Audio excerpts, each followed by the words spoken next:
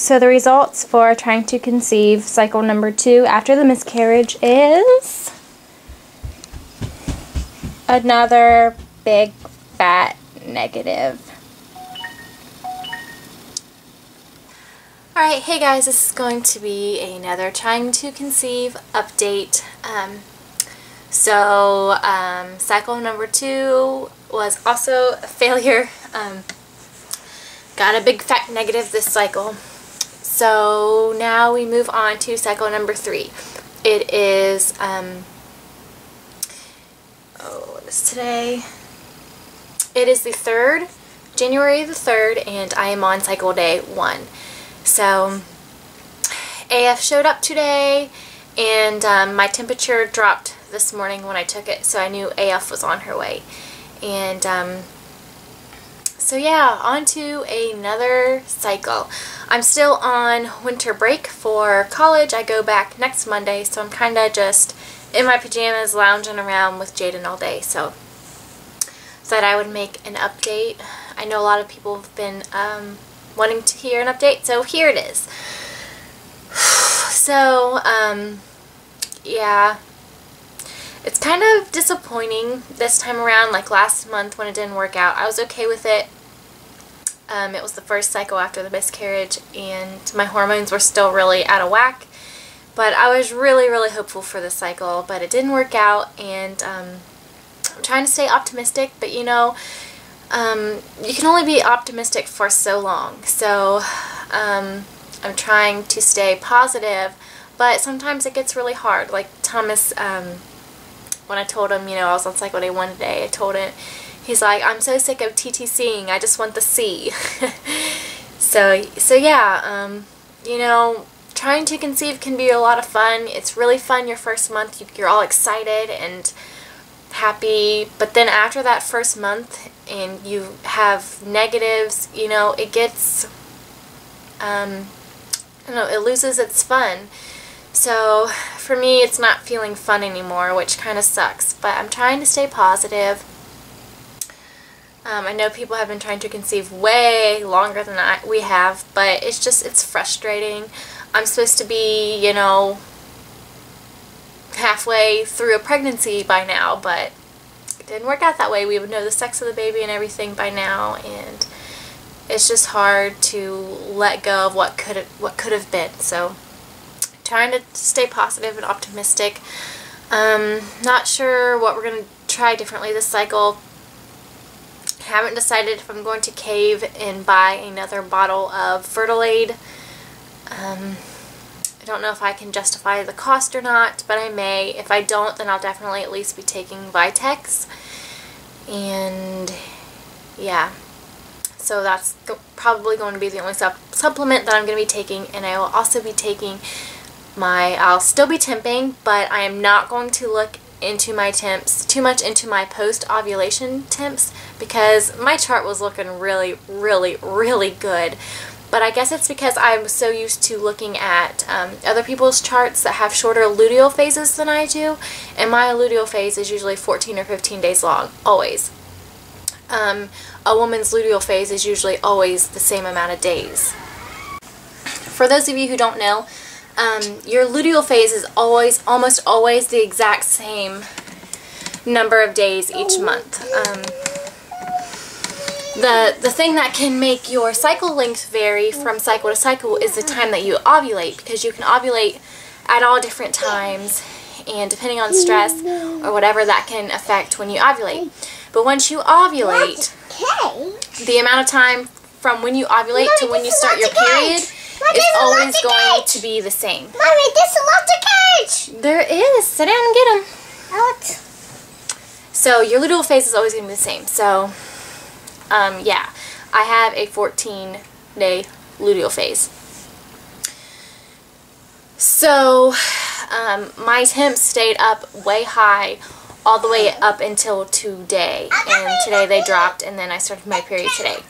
So it was my first month really temping, so I didn't know what my pattern would be. Alright, let's go pee. And because it was my first time actually charting by doing temps, I wasn't quite sure what to expect my graph to look like. So it made it look like I could have had a really good chance of being pregnant this month, but it wasn't. I guess my charts, it looked triphasic and everything else. It looked really good. It looked like I had an ovulation dip, or looked like I had an implantation dip and everything. But even like it says on Fertility Friend, your charts can look like that, but then you can still not be pregnant. So I've learned my lesson, and going into this new month of trying to conceive, I'm not going to put a lot of thought into the post-ovulation temps unless they stay elevated for 15 days past ovulation, since my luteal phase is about 14 days. So I probably wouldn't be able to wait that long to test. So I don't know. So temping will probably be just to make sure that I know the day that I'm ovulating. So yeah, that's where we're at. And I'll be temping and using my Ovacue and buying, I gotta buy more OPKs. I only have like 4 left, and that won't be enough for a whole month. So I'm gonna buy more OPKs, and yeah, hopefully third time is a charm. This is going to be the 3rd month trying to conceive after the miscarriage. And I think one of the most frustrating things is back in August we got pregnant the very, very first time trying. And now we've had 2 cycles in a row where we've been unsuccessful. So it's frustrating, you know. I'm just ready to get that BFP. And, you know, I've got a whole bin of cloth diapers, if you can look. Okay, you see this bin? This bin is full of cloth diapers and other baby buys, baby legs, newborn diapers. That thing's full of stuff. I'm at the point now where I'm scared that all the stuff that I've bought, all the stuff that I've been collecting, and all the stuff we saved from Jaden, I'm scared that by the time we actually do conceive and have another baby, that it's all going to be like outdated stuff. You know, Jaden's stuff's already 3 years old, and you know, we want to reuse his high chair, his car seat, his stroller, his exerciser, his swing, his crib. We want to reuse all of that stuff, and I'm just scared by the time we actually have another baby here, that's going to be so outdated that I won't even want to use it. There's going to be like new, bigger, better stuff by then. So yeah, like I got all these newborn diapers, but I'm afraid, you know, that there's going to be new brands and better improvements on newborn diapers by the time I have another baby. So that's kind of, it's frustrating me. But other than that, I'm going to probably, I don't know how often you guys are going to want to be updated. Maybe I'll do weekly updates or something, trying to conceive, because I've gotten a lot of inbox messages and a lot of comments with trying to conceive questions, and I guess I never really thought, I thought anybody who watches me already, you know, has kids and know the whole trying to conceive business, they have it down like a science like I do. But I guess if you're new to watching, or if you're trying to conceive your first, or you didn't have to actively conceive your first, then you might not know, you know, the basics.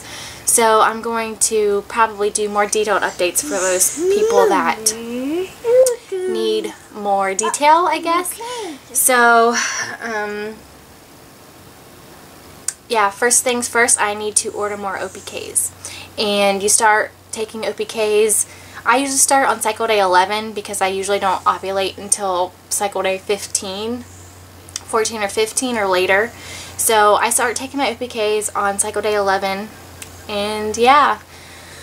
So that'll be the first step, and I will be temping every single morning when I wake up with a basal thermometer, and I will be recording that information in Fertility Friend.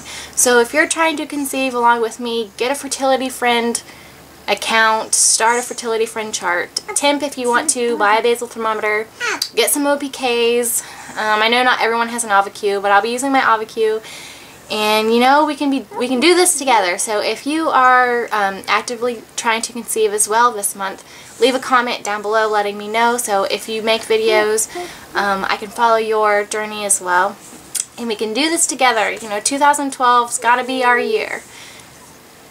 If you have any questions, please let me know. I'm going to be putting a list of abbreviations, like TTC abbreviations, TTC lingo. I had some questions about what does this mean, so I'm going to put all the abbreviations down below in this video so that you can. So first things first, you got to make sure you know the lingo and the abbreviations, so when I say something you'll know what I mean. So check out all of those. Go buy some OPKs. I get them off of Amazon. They're cheap there. I get like a pack of 40 OPKs and 10 pregnancy tests for like, I forget how much I paid, like 10 bucks, 10 to 15 bucks. It's really cheap. And if you want to get a basal thermometer, you can get them at Walmart in like the pharmacy area. And yeah, and you can either sign up for the free, if you sign up, the first month is free for the VIP membership of Fertility Friend. So get a Fertility Friend chart, and yeah. I think that's all I have to say now. Alright, that is all. This is officially Trying to Conceive Vlog 1 of Cycle 3 after the miscarriage. So, alright, that is it. I think I've rambled on long enough, and I will talk to you guys probably sometime next week. I start school next week, so I don't know how easy I'm going to be able to fit making videos in with my school week, but we'll see, and I will talk to you guys later. Bye. So here is my Fertility Friend chart. So if you take off this reading, this is kind of what a pregnancy chart would kind of look like. Your temperatures are going to start off kind of low once you start your period and while you're on your period. And then a lot of times you'll have a dip, like a low number on the day of ovulation. And the next day your temperature is going to spike up. And then after you ovulate, your progesterone rises, which makes your temperature rise. And then your temperature will slowly rise. And then once you're about to start your period again, your temperature is going to fall again. So as you can see, you know, mine are low, it gets really low, the day of ovulation spikes up, and then slowly gets higher. And then, as you can see today, I had a drastic fall, and then my period started. And I had that big of a dip, and it was boiling in our room when we woke up, because I accidentally left our space heater on. I usually turn it off at night, so it was really, really hot when I took my temperature in here, and it was still quite a bit lower than what it had been. So that's kind of what temping is going to do. It's going to let you see when you have that spike to let you see when you ovulate. And then you're going to see your progesterone raise, and then along with it your temperatures are going to raise, and then you'll have another drop if you are not pregnant and you get your period. So that's kind of how the temping works in a nutshell. This is fertilityfriend.com. You can get a free VIP membership the first month, and after that you can just use the free version, or you can go ahead and buy the VIP membership. And other things that you can put on here is your period, whether it's heavy, medium, or light. And then here is where you record your cervical mucus.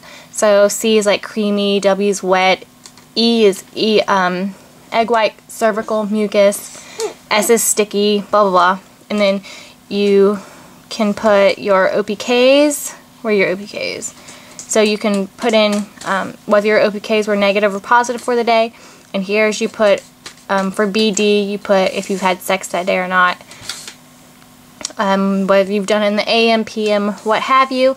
And then this is cervical position. So this is all the things that I'll be tracking, just like I did last month. If you want to do it as well with your chart, you can. And so here's what my new chart looks like. Here, so this is my first reading for today.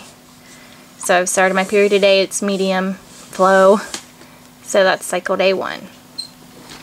Alright, and you guys will get to follow along with me as I fill this calendar out. I forgot to mention the Ovacue.